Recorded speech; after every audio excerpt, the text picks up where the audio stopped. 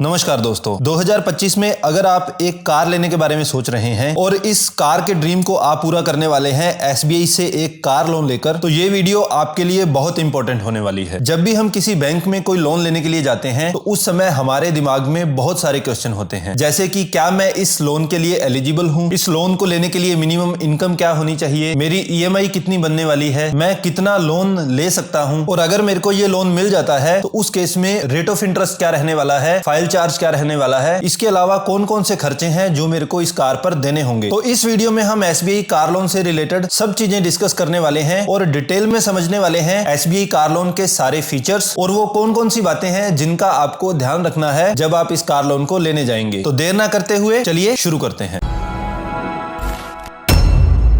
सबसे पहला क्वेश्चन तो यही आता है कि मैं जो व्हीकल खरीदने वाला हूं क्या उसके लिए एसबीआई लोन करता है या नहीं करता है। तो एसबीआई जो है किसी भी पैसेंजर कार को खरीदने के लिए आपको लोन देता है। इसके अलावा एमयूवी मल्टी यूटिलिटी व्हीकल अगर आप खरीद रहे हैं तो उसके लिए बैंक आपको लोन देता है, और अगर आप कोई एसयूवी खरीदने वाले हैं तो उस केस में भी बैंक आपको लोन दे देता है। इसके अलावा अगर आप कोई इलेक्ट्रिक कार भी खरीदने वाले हैं तो उसके लिए भी बैंक आपको लोन देता है। उस लोन को जाना जाता है एसबीआई ग्रीन कार लोन के नाम से। अगला इंपॉर्टेंट क्वेश्चन ये आता है कि इस लोन को कौन कौन ले सकता है। तो तीन कैटेगरीज यहां पर बैंक ने बना रखी है। पहला तो है वो लोग जो कि एम्प्लॉइज हैं, चाहे स्टेट गवर्नमेंट के एम्प्लॉइज हैं, सेंट्रल गवर्नमेंट के एम्प्लॉइज हैं, इसके अलावा कोई प्राइवेट कॉर्पोरेट्स के भी एम्प्लॉय हैं, वो भी एलिजिबल होते हैं। दूसरी कैटेगरी बैंक ने बना रखी है सेल्फ एम्प्लॉयड्स की या फिर बिजनेसमैन जो लोग हैं उन लोगों की। तीसरी कैटेगरी बैंक ने बनाई है वो लोग जो कि एग्रीकल्चर एक्टिविटीज में इन्वॉल्व हैं। अब इन तीन कैटेगरीज में कुछ इनकम के अलग अलग रूल्स हैं, उनके बारे में एक बार बात कर लेते हैं। सपोज कोई व्यक्ति अगर एम्प्लॉय है तो एम्प्लॉय किसका होना चाहिए, वो एक स्टेट गवर्नमेंट का एम्प्लॉय हो सकता है, सेंट्रल गवर्नमेंट का एम्प्लॉय हो सकता है, किसी पीएसयू का एम्प्लॉय हो सकता है। इसके अलावा defence, paramilitary, Indian coast guard, इन सब में भी अगर वो सर्विस करता है तब भी वो एसबीआई से कार लोन ले सकता है। इसके साथ साथ डिफेंस के जो दूसरे एस्टेब्लिशमेंट्स हैं वो लोग भी इस लोन के लिए एलिजिबल होते हैं। इन सारे गवर्नमेंट डिपार्टमेंट्स के अलावा अगर कोई कॉर्पोरेशंस का एम्प्लॉय है, कोई प्राइवेट सेक्टर में कोई काम कर रहा है, कोई रेप्यूटेड एस्टेब्लिशमेंट में काम कर रहा है, तो वो भी इस लोन के लिए एलिजिबल है। इन सबके साथ साथ एक बहुत बड़ा क्वेश्चन ये आता है कि जो लोग रिटायर हो चुके हैं उनका क्या होगा। तो अगर आप एक पेंशनर हैं तो आप भी इस लोन को ले सकते हैं। अब दूसरी और तीसरी कैटेगरी जो है, जहां पर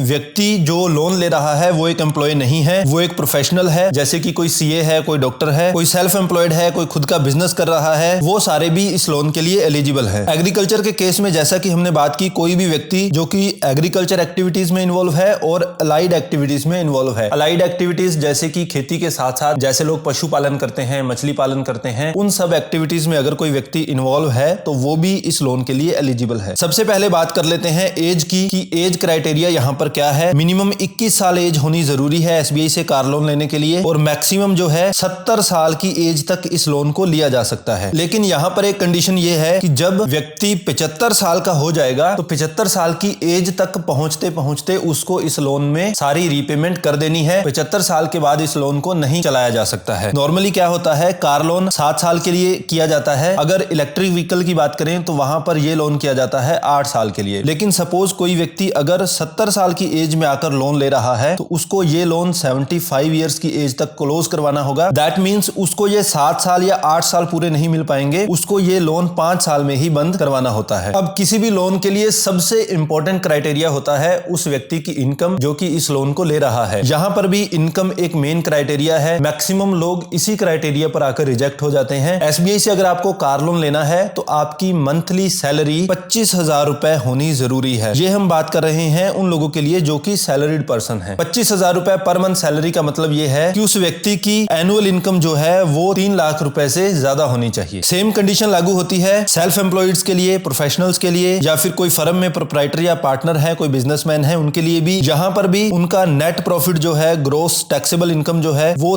3 लाख रुपए होनी जरूरी होती है। हालांकि यहाँ पर अगर उनकी कोई और प्रॉपर्टी है, वहां से कोई रेंटल इनकम आ रही है, कोई बैंक डिपॉजिट है, वहां से इंटरेस्ट आ रहा है, कोई डिविडेंड आ रहा है, इनको वो सारा इंक्लूड किया जा सकता है। ओवरऑल इनकम जो है इनकी 3 लाख रुपए से ज्यादा होनी चाहिए। अब हमारी तीसरी कैटेगरी आती है वो लोग जो कि एग्रीकल्चर। अब यहाँ पर हमारी तीसरी कैटेगरी आती है जो कि एग्रीकल्चर एक्टिविटीज में। अब बात करते हैं हमारी तीसरी कैटेगरी के बारे में। यहाँ पर जो लोग एग्रीकल्चर से जुड़े हुए हैं उनको थोड़ी सी ज्यादा इनकम उनकी होनी चाहिए। चाहिए। नॉर्मल केसेस में अभी तक हमने देखा सैलरीड के केस में 3 लाख रुपए इनकम होनी चाहिए, सेल्फ एम्प्लॉयड प्रोफेशनल के केस में 3 लाख रुपए इनकम होनी चाहिए, लेकिन यहाँ पर एग्रीकल्चर के केस में आपकी इनकम जो है वो 4 लाख रुपए होनी जरूरी होती है, तभी आपको बैंक कार लोन देने वाला है। एग्रीकल्चर के केस में पहली चीज इनकम आपको 4 लाख होनी जरूरी है। उसके बाद बैंक ये भी इंश्योर करता है कि आपकी जो मंथली इनकम है वो जो भी आपकी ईएमआई बनने वाली है, जो आपकी इंस्टॉलमेंट बनने वाली है, उसकी दोगुनी होनी जरूरी होती है। ऐसा करके बैंक ये इंश्योर करने की कोशिश करता है कि ऐसा नहीं हो जाए कि बैंक आपको लोन दे दे और उसके बाद आप उसकी इंस्टॉलमेंट ही पे नहीं कर पाए। तो बैंक लोन असेसमेंट के समय, क्रेडिट असेसमेंट के समय इस बात का पूरा ध्यान रखता है कि बैंक ये इंश्योर जरूर करता है कि आपकी इनकम एटलीस्ट इंस्टॉलमेंट को तो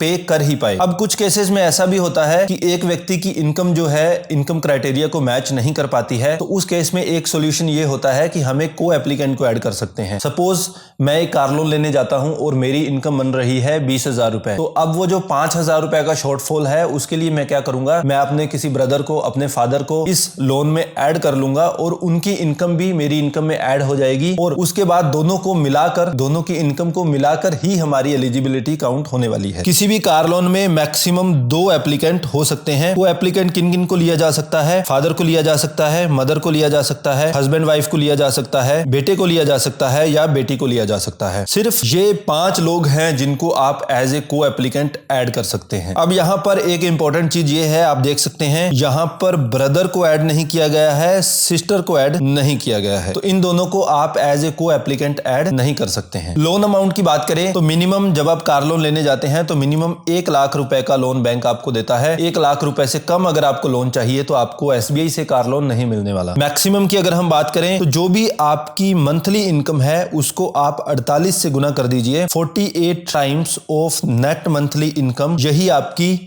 एलिजिबिलिटी बनने वाली है। सपोज मेरी मंथली इनकम 50,000 रुपए है, तो 50,000 रुपए को मैं मल्टीप्लाई करूंगा 48 से, तो ये बनेगा 24 लाख रुपए। तो मैक्सिमम 24 लाख रुपए का कार लोन मैं ले सकता हूं। इस फॉर्मूला का यूज करके आप घर बैठे अपनी कार लोन की एलिजिबिलिटी निकाल सकते हैं। अब सेम कंडीशन है सेल्फ एम्प्लॉयड्स के लिए, प्रोफेशनल्स के लिए, प्रोप्राइटर, बिजनेसमैन, इन सब के लिए भी सेम सिचुएशन है। यहाँ पर इन्होंने नेट प्रॉफिट का या ग्रोस टैक्सेबल इनकम का 4 गुना कर दिया है। सेम 4 टाइम्स का मतलब यही हुआ कि 4 गुना एनुअल इनकम का, वही 48 महीने ही यहाँ पर होते हैं। सेम कंडीशन यहाँ पर भी लागू होती है। लेकिन एग्रीकल्चर के केस में फिर से फॉर्मूला चेंज हो जाता है। जहां पर पीछे हम 4 गुना लोन दे रहे थे एनुअल इनकम का, अब हम एग्रीकल्चर एक्टिविटीज में इन्वॉल्व व्यक्ति को लोन देंगे सिर्फ 3 गुना नेट एनुअल इनकम का। सेम अगर मैं एग्रीकल्चर एक्टिविटीज में इन्वॉल्व होता और मेरी मंथली सैलरी या फिर मंथली इनकम आप कह सकते हैं वो अगर सेम 50,000 रुपए होती तो एनुअल मेरी इनकम हो जाती 6 लाख रुपए। जहां नॉर्मल सैलरी और सेल्फ एम्प्लॉयड प्रोफेशनल बिजनेसमैन जो है वो 48 गुना लोन ले रहा था, यानी कि 4 गुना लोन ले रहा था एनुअल इनकम का। यहाँ पर मुझे मिलने वाला है सिर्फ 3 गुना लोन। उनको मिल रहा था 24 लाख रुपए का लोन, यहाँ पर एग्रीकल्चर वाले को मिलेगा 18 लाख रुपए का लोन। तो बेसिकली आपकी एलिजिबिलिटी किस तरीके से काउंट होती है इसका आपको एक प्रॉपर आइडिया हो चुका होगा। ये जो लोन है ये loan amount project cost per count की जाती है। प्रोजेक्ट कॉस्ट यानी कि ऑन रोड प्राइस इसको कहा जाता है। इसमें गाड़ी का प्राइस आ जाता है, कोई टैक्सेस अगर एप्लीकेबल हैं तो वो आ जाते हैं, और इंश्योरेंस अगर एप्लीकेबल हो तो इंश्योरेंस भी इसमें आ जाता है। इन सबको मिलाकर जो अमाउंट बनती है उसी पर आपको लोन दिया जाता है। अब प्रोजेक्ट कॉस्ट इसमें कहां से आ गया, इसकी डिस्कशन हम इसलिए कर रहे हैं। सपोज एक व्यक्ति ने कार ली 10 लाख रुपए की, तो ऐसा नहीं है कि उसको पूरा 10 लाख रुपए लोन मिल जाएगा। बैंक इसमें से कुछ मार्जिन रखता है। मेजोरिटी ऑफ केसेस में बैंक 10% मार्जिन आपसे लेने वाला है, यानी कि 10 लाख में से 1 लाख रुपए आप पे करेंगे और बचा हुआ 9 लाख रुपए जो है उस पर बैंक आपको लोन दे देगा और आप सिर्फ 1 लाख रुपए पे करके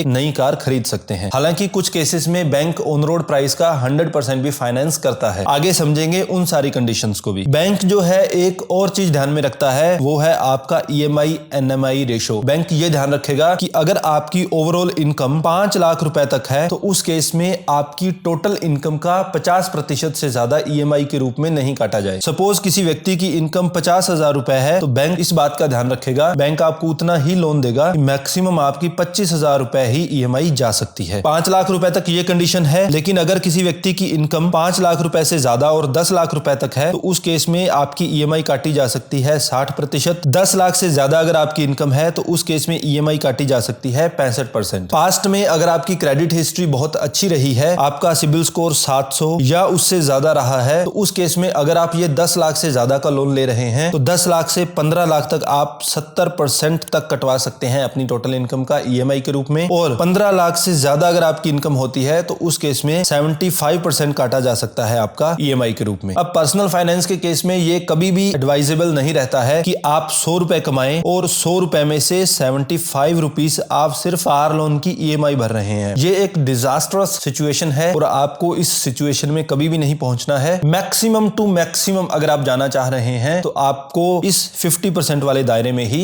रहना चाहिए। अब एक बार कॉन्सेप्ट समझ लेते हैं लोन टू वैल्यू का, यानी कि मार्जिन का। जैसा कि हमने बात की कि 100% फाइनेंस मैक्सिमम केसेस में नहीं किया जाता है, कुछ मार्जिन बैंक रखता है। लेकिन यहां पर कुछ कैटेगरीज ऐसी भी हैं जहां पर बैंक 100% फाइनेंस भी करता है। ये कैटेगरीज हैं वो लोग जो कि डायमंड और अबव वेरिएंट्स में आते हैं, यानी कि 1 लाख रुपए से ज्यादा अगर आपकी मंथली इनकम आ रही है तो वो डायमंड कैटेगरी बनती है। अगर आप एक डायमंड कैटेगरी में है तो आपको 100% फाइनेंस किया जा सकता है। इसके अलावा स्टेट गवर्नमेंट और सेंट्रल गवर्नमेंट के जो परमानेंट एम्प्लॉइज है वो भी 100% फाइनेंस के लिए एलिजिबल होते हैं। पब्लिक सेक्टर अंडरटेकिंग्स, बड़े कॉर्पोरेशंस, ये सब भी इसके लिए एलिजिबल होते हैं। गवर्नमेंट पेंशनर भी इसके लिए एलिजिबल होते हैं। लेकिन यहां पर एक इंपॉर्टेंट शर्त ये है कि आपका जो सिबिल स्कोर है वो मिनिमम 721 होना चाहिए। 721 या उससे ज्यादा अगर आपका सिबिल स्कोर होगा, सिर्फ उस केस में ही आपको 100% फाइनेंस किया जा सकता है। बाकी सारे केसेस में बैंक फाइनेंस करता है 90%। जो भी कार का ऑन रोड प्राइस होगा, कार की वैल्यू, उस पर लगने वाले टैक्सेस, इंश्योरेंस,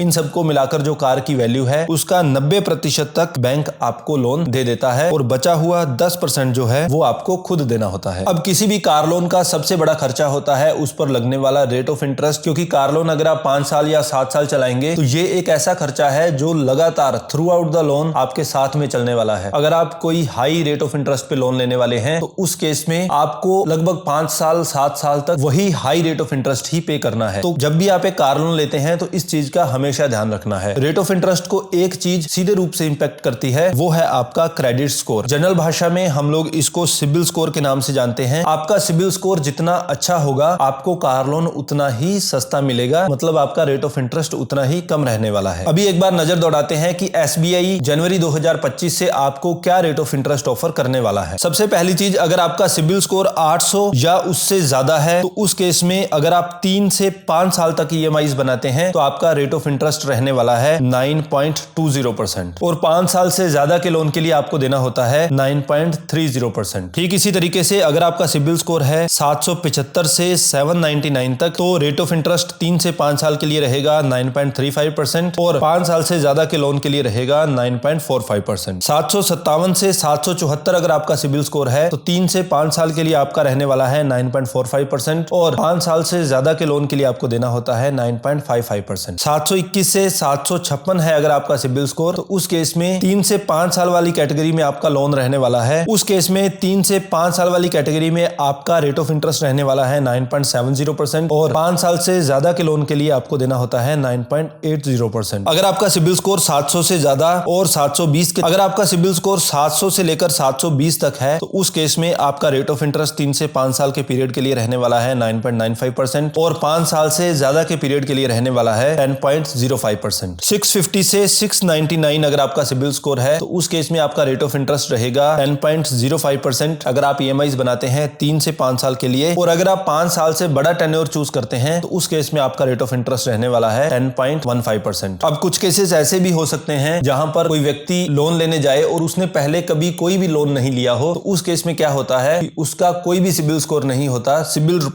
रिपोर्ट में उसका स्कोर दिखाया जाता है -1। तो अगर किसी का -1 सिबिल स्कोर है, वो न्यू टू क्रेडिट है, तो उस केस में उसको रेट ऑफ इंटरेस्ट 9.45% से 9.80% के बीच में कहीं भी ऑफर किया जाता है। एक इंपॉर्टेंट चीज ये भी है कि अगर आपका सिबिल स्कोर 650 से कम चला जाता है तो उस केस में आपको एसबीआई कार लोन नहीं देने वाला है। जब भी हम लोग कोई लोन करवाते हैं तो उस समय एक और इम्पोर्टेंट खर्चा आता है, वो है प्रोसेसिंग फी। जनरल लैंग्वेज में हम लोग इसको बोलते हैं फाइल चार्ज। आप किसी भी तरह का लोन लेते हैं, चाहे वो कार लोन हो, होम लोन हो, पर्सनल लोन हो, इवन कंज्यूमर लोन भी, जो छोटे छोटे लोन होते हैं, वहां पर भी आपसे कुछ फाइल चार्ज जरूर लिया जाता है। लेकिन यहाँ पर एसबीआई जो है कार लोन के केस में आपसे कोई भी फाइल चार्ज नहीं लेता है। जीरो प्रोसेसिंग फी पर आपको एसबीआई कार लोन ऑफर करता है। अब एक बार टर्म की बात कर लेते हैं। टर्म का सिंपली मतलब यही है कि आप जो लोन लेने वाले हैं उसको आप कितने समय में वापस रीपे कर सकते हैं। तो मिनिमम जो है आपका टर्म बनाया जाता है 3 साल का। आपकी मिनिमम 3 साल की इंस्टॉलमेंट तो बनाई ही जाएंगी और मैक्सिमम जो है आप इस लोन को 7 साल में वापस भर सकते हैं। जैसा कि हमने शुरू में बात की थी कि एसबीआई जो है एक ग्रीन कार लोन भी ऑफर करता है। वहां पर एक इलेक्ट्रिक कार आप खरीद सकते हैं। उस केस में मैक्सिमम टेन्योर जो है वो 8 साल आपका रहता है। अब कोई सिंगल बोरोवर है तो उसका तो सीधा काउंट कर लेता है बैंक कि उसकी एज 70 साल से कम होनी चाहिए। 75 ईयर्स की एज तक वो इस लोन को पूरा भर देगा। लेकिन मान लीजिए कोई को बोरोवर है और 2 लोग मिलकर लोन ले रहे हैं, तो दोनों में से जिसकी भी एज हायर होने वाली है, ज्यादा एज जिसकी होने वाली है, उसी के अकॉर्डिंग सारी कैलकुलेशंस की जाती हैं। मान लीजिए दोनों में से एक व्यक्ति की एज 70 साल है और दूसरे की एज 50 साल है, तो सारी कैलकुलेशन 70 साल के अकॉर्डिंग की जाएंगी। यानी कि यहाँ पर जो है आपको मैक्सिमम 7 साल का टेन्योर नहीं मिलने वाला है। ये जो 5 साल का गैप है यही आपको मिलने वाला है। आई होप लोन का टेन्योर किस तरीके से काम करता है ये आपको पूरी तरीके से समझ आ चुका होगा। अब बैंक आपको एक लोन दे रहा है तो बैंक इसके एवज में क्या सिक्योरिटी लेता है? तो टेक्निकली जो आपकी कार होती है वो बैंक की प्रॉपर्टी मानी जाती है। बैंक उस पर एक हाइपोथिकेशन चार्ज लगाता है, यानी कि किसी केस में अगर आप डिफॉल्ट कर जाते हैं तो बैंक के पास ये पावर होती है कि बैंक आपका जो व्हीकल है, आपकी जो कार है, वो किसी भी समय उठाकर ले जा सकता है। को बोरोवर की जैसा कि हमने बात की कि मैक्सिमम एक कार लोन में 2 एप्लीकेंट हो सकते हैं। अब एक इंपॉर्टेंट क्वेश्चन ये भी आ सकता है कि मैं कार लोन ले कहां से सकता हूं? एक तो है मेरा प्लेस ऑफ रेजिडेंस, जहां पर मेरा परिवार रहता है, मेरी फैमिली रहती है, मेरा परमानेंट रेजिडेंस है वो। दूसरा है कुछ केसेस में हो सकता है आपका रेजिडेंस अलग जगह हो और पोस्टिंग